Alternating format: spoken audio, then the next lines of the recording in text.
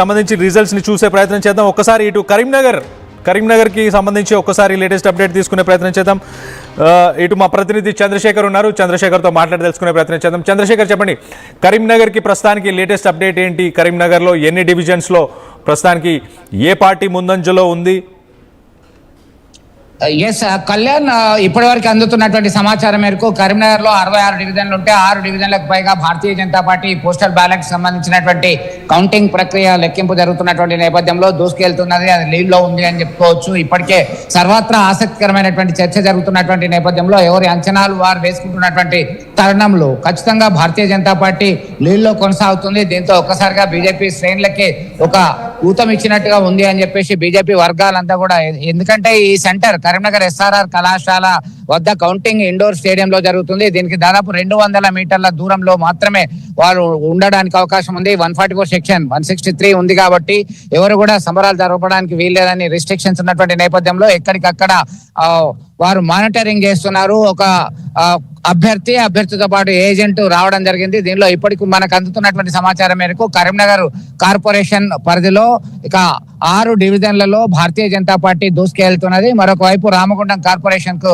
సంబంధించి 4 డివిజన్లలో ఇటు బీజేపీకి సంబంధించినటువంటి లీడ్ పోస్టల్ బ్యాలెట్ కు వచ్చేసరికి దూసుకుపోతుందని చెప్పుకోవచ్చు. ఓవరాల్ గా చూసినట్టయితే ఒక ఆశావాహ దృక్పథంతోనే ఎవరి ధీమాలో వారు ఉన్నటువంటి పరిస్థితి. మొత్తం మీద కొన్ని గంటల్లోనే దాదాపుగా ఈ 66 డివిజన్లకు గాను దాదాపు 30 డివిజన్లకు పైగా 3 రౌండ్లలోనే ఈ కౌంటింగ్ ప్రక్రియ పూర్తి అయ్యేటువంటి అవకాశం ఉంది. కేవలం 10 డివిజన్ల వరకు మాత్రమే 5 నుంచి 10 లోపలనే 4వ రౌండ్కి వెళ్ళేటువంటి అవకాశం ఉంది. కాబట్టి దీనిలో భాగంగా ఖచ్చితంగా రిజల్ట్ తొందరగానే వస్తుంది అనేటువంటి దృక్పథంతో అందరూ ఎవరి ఏర్పాట్లలో వారు ఉన్నటువంటి పరిస్థితిని గమనించవచ్చు. కళ్యాణ్, ప్రస్తుతం అయితే ఒక టెన్సివ్ సిచ్యువేషన్ తో పాటు ఆసక్తికరమైనటువంటి చర్చ జరుగుతుంది.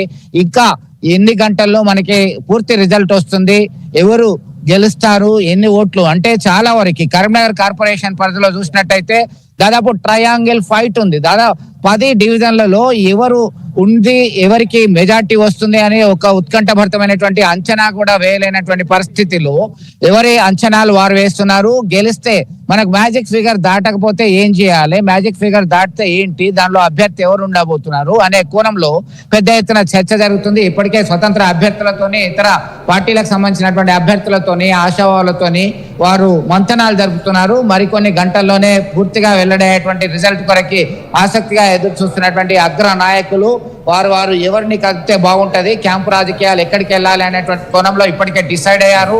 రామగుండం నుంచి ఆల్రెడీ క్యాంపుకు తరలి వెళ్లారు. బీఆర్ఎస్ కి సంబంధించిన వాళ్ళు, వేములవాడ నుంచి కాంగ్రెస్ పార్టీ అభ్యర్థులు తరలి వెళ్లారు. మెట్పల్లి నుంచి సైతం వెళ్తున్నటువంటి పరిస్థితి. ఇక్కడ రిజల్ట్ రాగానే గెలిచిన అభ్యర్థులతో పాటు ఎవరి పార్టీకి సంబంధించినటువంటి నేతలు ఆ పార్టీకి సంబంధించి కొంత కీలకమైనటువంటి వ్యక్తులకి బాధ్యతలు అప్పగించి హైదరాబాద్ కావచ్చు ఇతరత్ర ప్రాంతాల వరకు 16వ తేదీ వరకు, ఈ నెల 16వ తేదీ వరకు క్యాంపుకు తరలించేటువంటి అవకాశం ఉంది. ఇప్పుడు మనకు అందుతున్నటువంటి సమాచారం మేరకు మాత్రం భారతీయ జనతా పార్టీ ఇక్కడ పోస్టల్ బ్యాలెట్ లో లీడ్ గా ఉన్నటువంటి పరిస్థితిని గమనించవచ్చు. కళ్యాణ్, మరికొన్ని గంటల్లోనే దాదాపుగా కరీంనగర్కి వచ్చేసరికి కరీంనగర్ 66 డివిజన్లలో 64వ డివిజన్ అలాగే 42వ డివిజన్, దీనిలో అతి తక్కువ ఓట్లు పోలైనటువంటి పరిస్థితి. 25 నుంచి 2800 మాత్రమే పోలయ్యాయి. కేవలం 2.5 గంటలలో ఫలితం వెల్లడయ్యేటువంటి అవకాశం ఉంది ఇక్కడ ఈ 2. కానీ దీనికన్నా ముందుగా ఆ చిన్న మున్సిపాలిటీస్ ఇటు చొప్పదండి, వేములవాడ, అలాగే జమ్మికుంట, హుజరాబాద్, సుల్తానాబాద్, మంథని అతి తక్కువ వార్డులు ఉన్నాయి, తక్కువ ఓటర్లు ఉన్నారు.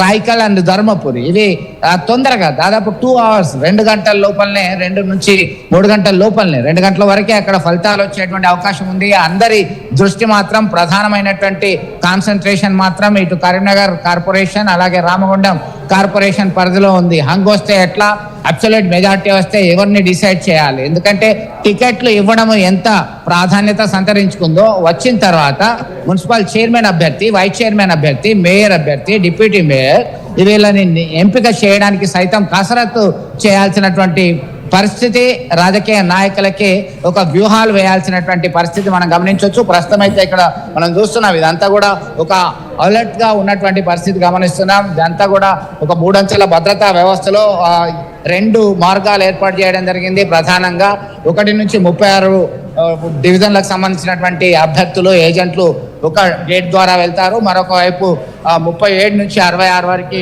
ఈ పక్కన వెళ్తారు. సెంటర్ నుంచి అధికారులు పోలీసు యంత్రాంగం వెళ్ళేటువంటి అవకాశం ఉంది. మరొక ఇష్యూ ఏంటంటే ఎన్నికల సిబ్బంది నిర్లక్ష్యపూరితంగా వ్యవహరించడంతో హుజరాబాద్ కి సంబంధించి స్ట్రాంగ్ రూమ్ కౌంటింగ్ హాల్ కి సంబంధించినటువంటి తాళాన్ని పగలగొట్టాల్సినటువంటి దుస్థితి వచ్చింది. కళ్యాణ్ దీనిపైన